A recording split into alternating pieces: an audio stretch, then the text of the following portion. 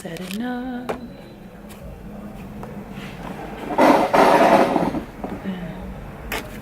Did she complain about any of this to you?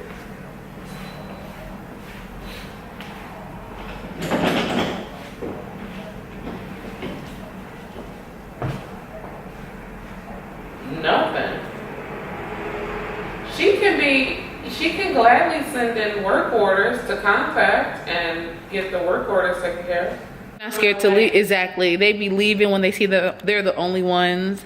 The viewer's like, y'all not talking about, oh, one viewer's back again. They're back. No. No. What? Do you know their name? I don't know who they are.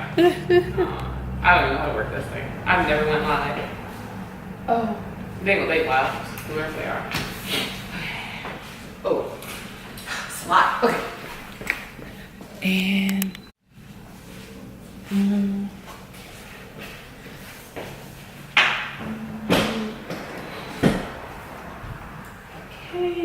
Okay, we have one person maybe. Okay, cool.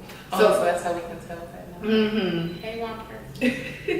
So basically the way that this is gonna go, I'm gonna ask you the question and then there's gonna be a break. I'm gonna insert the break and you're gonna hear it and then you're gonna give like your opinion on like what you heard and then we're gonna go back into the interview. So just know that there's a break. Got it. I think I got that. Okay? You'll see. We're gonna work it out. Okay. So I always like to play the beginning, the intro, so I can get like in the mood. We're gonna get in the mood. Okay. Oh, do you have one, dog? I do. Ooh, yes. But after the interview. No, I promise I'm gonna smack it. Now? Yeah. This thing picks up everything. Yeah. You can't get them. Okay. Thank you. Okay. Crystal told me I can't have any good. A grown woman. Yes. It's okay. It's okay. Okay. Hey influencers, I'm your host, Crystal Adama, and I want to welcome you to the Influencer Speaks podcast, a podcast that highlights millennials that are just like you in their field of work, the community, and even the world. So let's get right to it.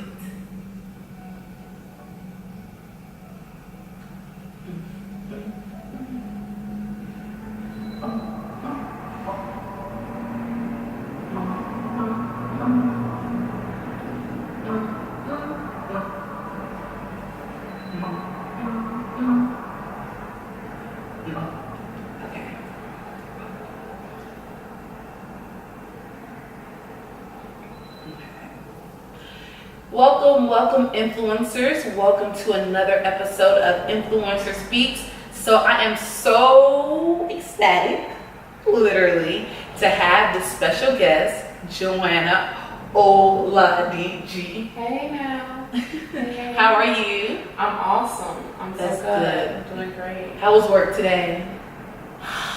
Work today was long. It was long. It was long, but it was a good day. That's long good. means good. That's good. Okay, so to get into this interview, I always have to start off by how I met the person. So I feel like, we met at church. We did. But we didn't really like bond like close. Like I knew of you. Yeah, because you was one of like the good kids in church. Yeah, are we all supposed to be good in church? So that wasn't about. All supposed to be good. Yeah. You're correct. So we were all good in church. We weren't, but yeah, she said so. And then I feel like then you went away. Yes. And I'm like, oh, she left. Okay. And then we saw you at the airport when I think we were going to Nigeria. Yes, I was going to you're going to Nigeria. And you're going to Pennsylvania. No, I thought your dad was going to Nigeria. You know what? Yeah, that's true. You know better than me. So yeah. Yes, you me and were your Nigeria. dad were, we weren't going together, but yes, I was going to Nigeria and then your dad was going. And then after that, I went to Winifred's church. Yes. And then I saw you and I'm like, oh my God, that's Joanna. And she was like, how do you know Joanna? I'm like, girl, how do you know Joanna? So, I always ask some questions. Exactly. So that's how I met you. And then, we came to your office. Her office is so beautiful, by the way. So Thank beautiful. you. And I just fell in love. I fell in love. I fell in love with you. So for the people that don't know who you are, tell them who you are. Okay, so my name is Joanna I'm a real estate managing broker with my own brokerage, Oladiji Realty. I'm a woman, I'm a wife. Yes. Hey now. I'm a friend, I'm a lover, I'm so many things combined into one. That's good. Yeah, I would say a lot of things into one, pretty much. So I really appreciate your growth, just hearing your story. Now I want to share your story with my audience. Now please tell our audience where you started from. Like, were you that perfect kid going to class, getting straight A's? Tell us who you are or who you were. Ooh, goodness. And you want me to tell the truth? Yes, the truth, the whole truth, and nothing but the truth. And you're gonna edit the censors like beep, beep, beep. They want it so real. Let's see. Where do I start? You want me to start from childhood? Yeah, like what type of kid? So I was a very rambunctious child. Oh Lord, nonetheless. Very defiant, very bold, and I grew up here in the States, and we grew up in, where did I grow up in? Markham. And growing up was good. It was just like your regular typical child. I was the only girl out of all boys. I'm the youngest. So I was rough. I'm definitely a tomboy.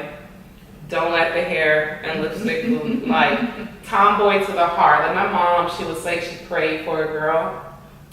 And a girl came out, but there was like a boy inside.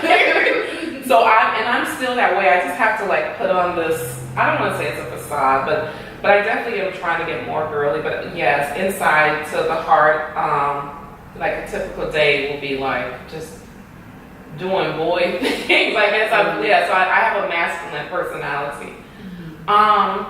But growing up was cool until like a certain point. And my dad, my father, he's Nigerian. He was deported, and since then it was like life shifted, right? So we went from like living high on the hills and living this enjoyable life to, wow, we don't have any food. Oh, no. So we went from riches to rags really quickly, and that right there was a reality check to life. And I think part of that brought on like a lot of ill behavior and me just acting up and being defiant. So yeah, growing up I wasn't like your I'm not the chatbot someone probably would have asked for. I was a very, very mischievous child. But a lot of that was from, life and so on and so forth. School, I was not fond of school, but I was fond of learning. Yeah. So school, I was not one of your straight A students. I was a student who was ditching and who was always in detention. So school, I was not a role model. So I'm like, what am I gonna tell my kids? Ooh. So school, no, I wasn't your cookie cutter student.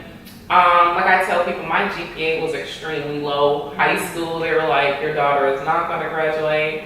I think in high school, my GPA graduating year was like, I think they just let me by because they just felt extremely sorry for me.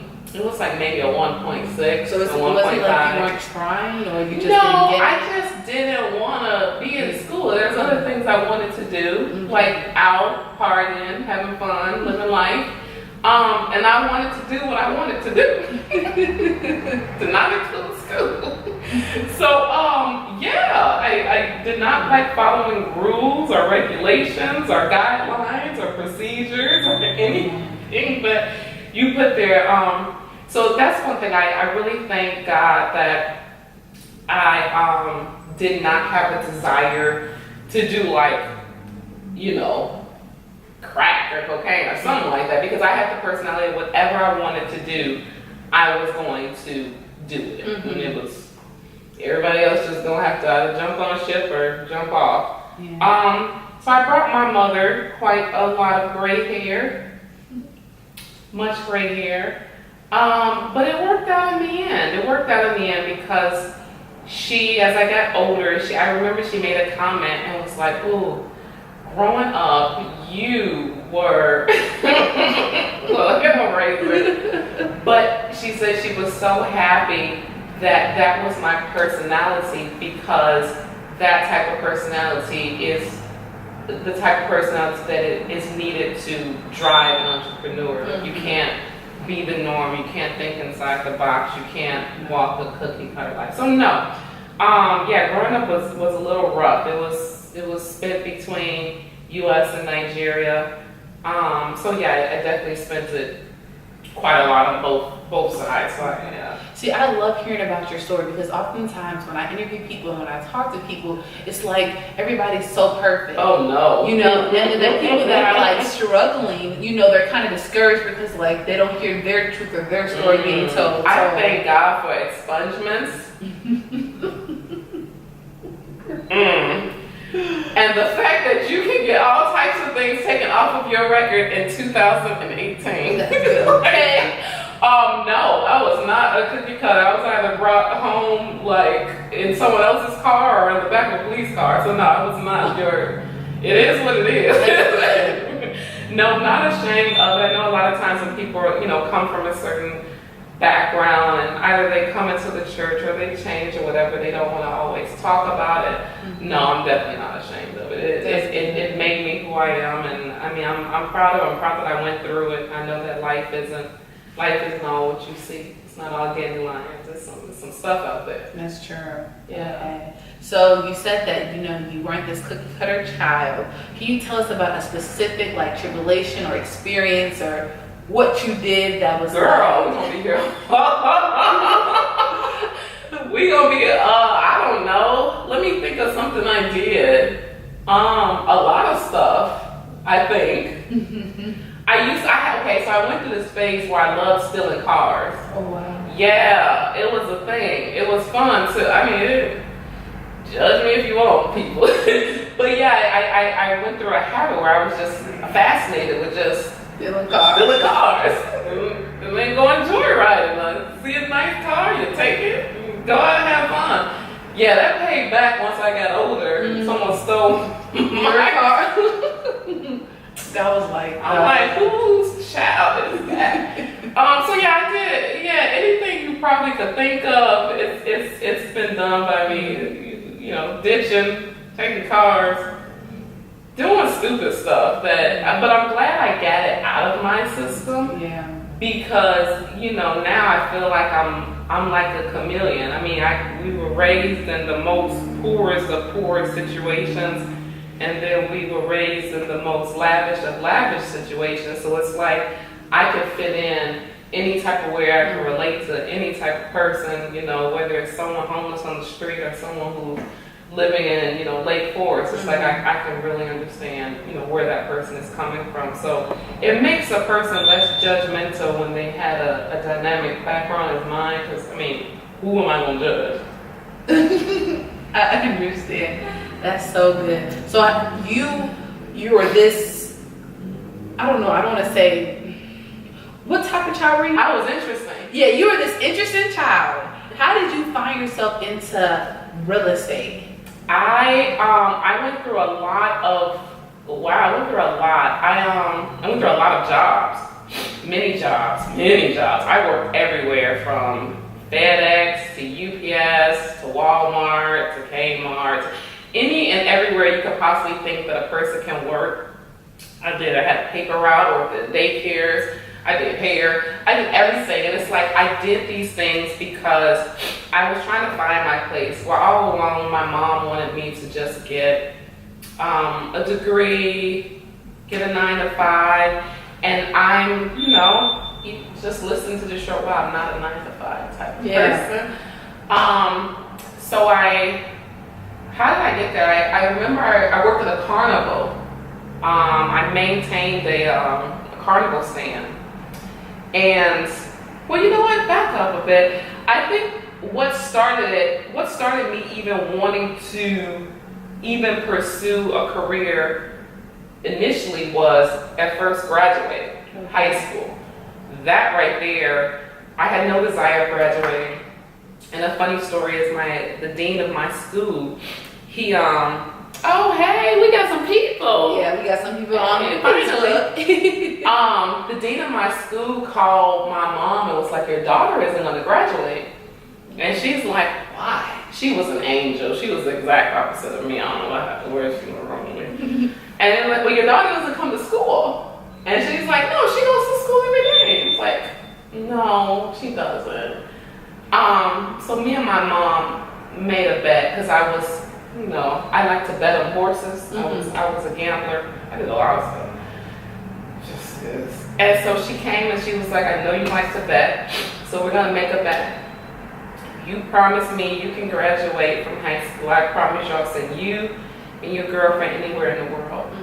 And I'm like, we don't have any money. How are you gonna send us somewhere amount of money? But I helped to my end. I paid off a couple of teachers. They know who they are. They know who they are. And I made sure that I got enough to graduated. And like I said, I knew Nigeria, I knew Harvey, Markham, South Suburbs. And she sent me and my girlfriend on 7 days, 6 nights to Montego Bay, Jamaica, the Wyndham Rose Hall Resort.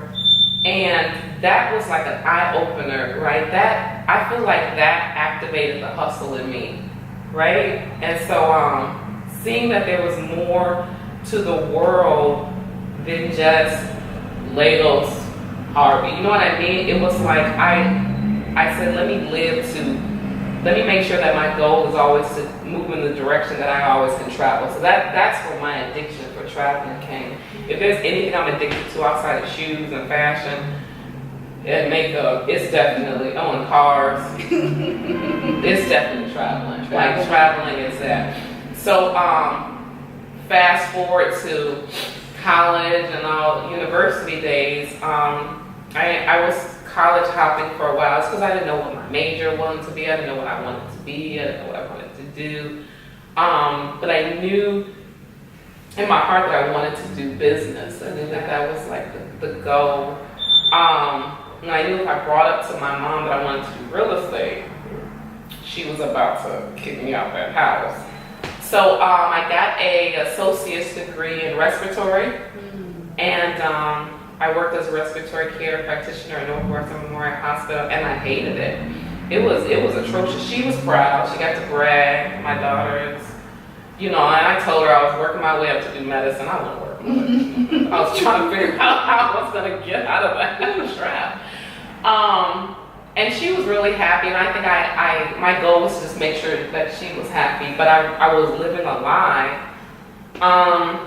And I remember I was at work one day, and there are many people at the hospital who were like either committed suicide or wanted to quit or things like that. So we have secret shoppers that will go around the hospital. People who look sad, they'll be like, oh, are you sad? It's like, okay, they want to make sure you're not trying to jump off the deep end. And there was this Jewish lady, and she just kept asking me every day. Her grandfather was on life support. Long story short, she just kept asking me, like, you know, you don't look happy, you don't look happy. And I'm like, she's not about to get me fired. I'm not trying to answer her. I'm like, I'm happy. But she just was so persistent with asking. And I remember I answered her one day, just like, no, I'm not happy here. This is what I want to do. And she said a statement to me that I mentor quite a few people to this day. And this is the number one thing I ask people that I mentor. She said a statement. She said, if it was a perfect world, money didn't matter, time didn't matter, nothing mattered. You can just wake up and be the president. You can wake up and be a pilot. You can wake up and be a surgeon. What would you want to be? And I said, I want to be a businesswoman. I want to be in real estate. And she's like, why don't you do it? And she showed me her grandfather was in the bed and was like, you know, he's extremely rich and he lived a life just chasing money, and now he doesn't have anything to show for it, and he's gonna die, and all the dreams he wanted to do aren't gonna be fulfilled. And so, you know, fast forward that, long story short, I ended up leaving the hospital, going straight into real estate, and it wasn't an easy road. I can guarantee you that it wasn't something that was extremely easy. Mm-hmm. Can you talk more about that? Like, what was some things that people usually don't know about real estate that made it so hard? Well, people automatically assume that once you get in it, you just become Bill Gates and you're rich as ever, and that definitely was a lie. That wasn't true. So the aspects that you're gonna make quick money. My whole thing is, if you love something, money will come. You can be a knitter.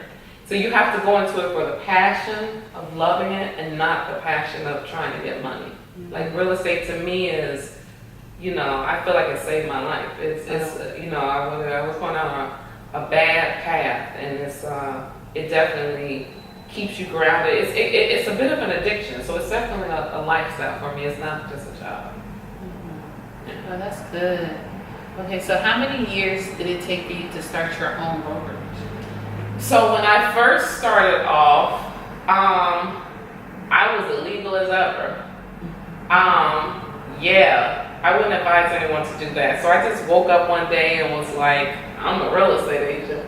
I made a Gmail account, and I said I'm just gonna go out and Google how to be a real estate agent. And that worked in my favor for leasing for a little while until I realized I could be sued for a lot of things.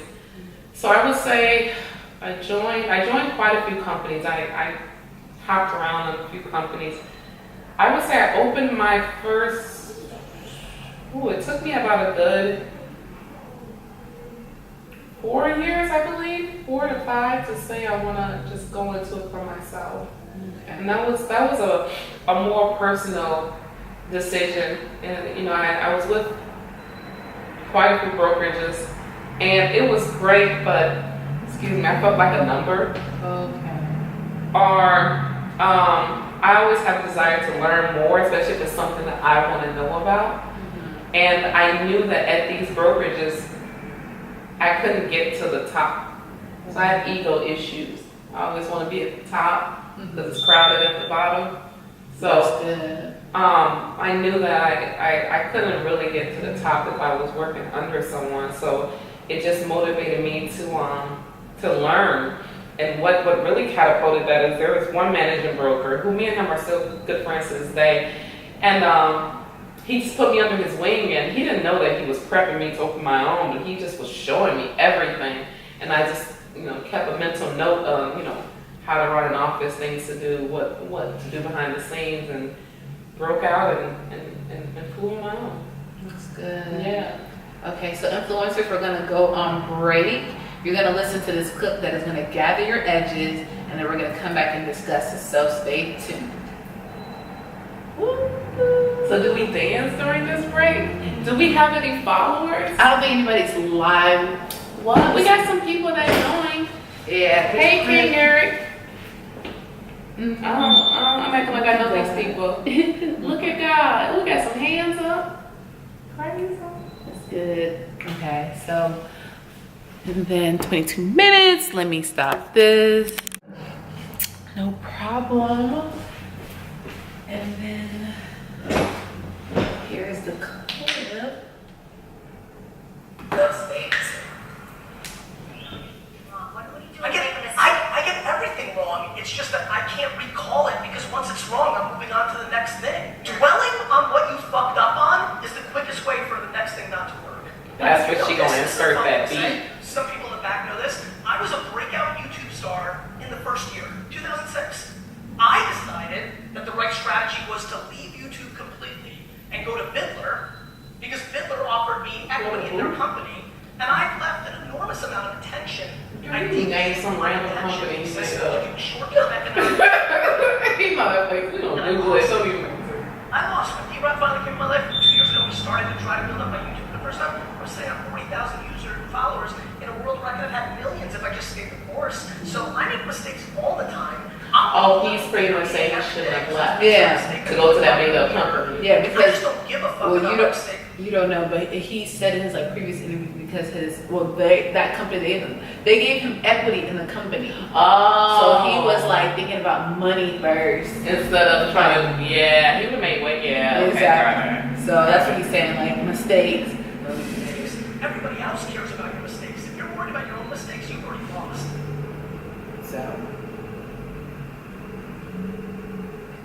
So wait, let me stop that.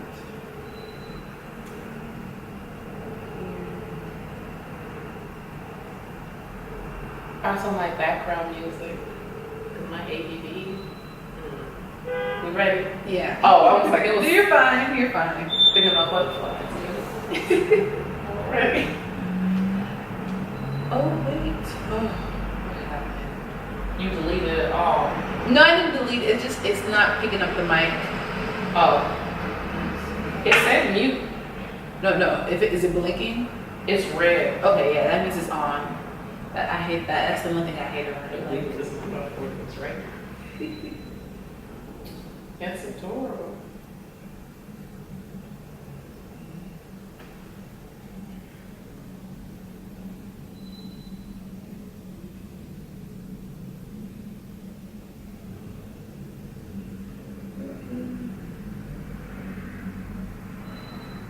I told her to come on. So what? Who is all your friends? Do I know any of your friends? I don't think so. Only probably Winifred and Toro.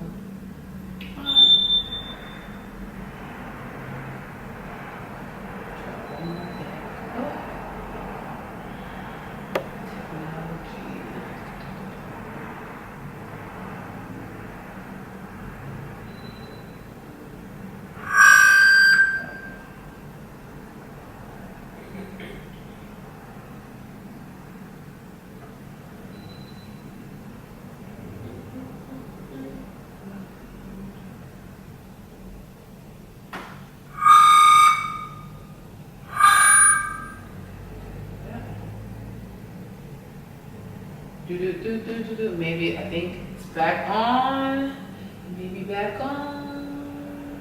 Oh, this is so cute. I can see myself live online. How did it catch? Oh, you probably recorded it. Oh. Maybe I think it's back on. Perfect. So you guys don't know the behind the scenes. Oh, is that you? Yeah. That's so funny. So the behind the scenes, things may not work, but you would never know because She gonna edit it all. exactly. Also, this is my work harder vlog because everybody works hard, but who's really working harder? So I like the vlog. That's my like little phrase. You got like 6 businesses going on right there. It's like a little pop-up shop. I know it's a lot. So vlog, we're also live streaming this podcast. So yeah, if you understand, if you're wondering why we're looking like right here. Oh, I forgot that was even up there. Mm-hmm. So many cameras. I know. Here.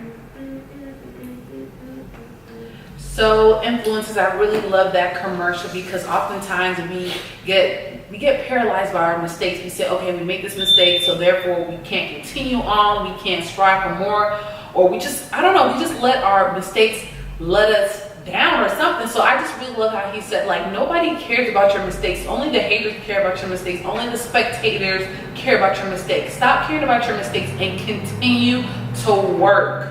I really love that. Do you have anything to say about that? Oh yeah, my storage. My storage on my live feed is I agree. I feel like mistakes are actually good, so I seek them out. But yes, he's absolutely right. The only people who actually do remember, and I mean they'll forget eventually. Your mistakes are their haters, and they're spending so much time, behind you, taking mental note of everything you do wrong that they're not gonna ever be ahead. So yeah, it's definitely something that one should want is to make mistakes. If you're not making mistakes, you're not doing something right. That's good. Everything can't be perfect. That's good. Okay. So before we went on commercial or break, you said that man was like grooming you to start your own brokerage. Right. So when you started it, how did you market yourself to like start getting like real estate agents and getting more like clients? So when I started it, I started strictly for leasing. We weren't doing sales, and it was just myself. So it was solely me. And then it was just mainly doing leasing. And then people I met, I would just bring up to them, hey, you want to do what I'm doing? Mm-hmm. And then they're looking like, oh, really? Yeah, you can get paid in cash, you can make this amount of money. And from there, it grew. So for instance, if I met you and rented out an apartment to you, and I'll just wait for you to say some small tidbit like, oh, I sure wish I had enough money to get a 2-bed as opposed to a 3. I'm like, well, you can. You want to be a leasing agent? And I grew the company based off of leasing agents, giving people an opportunity to make, side hustle cash. And then a lot of them just took it seriously as being full-time. But I definitely started off with leasing agents. When I started in the real estate, I knew nothing about sales.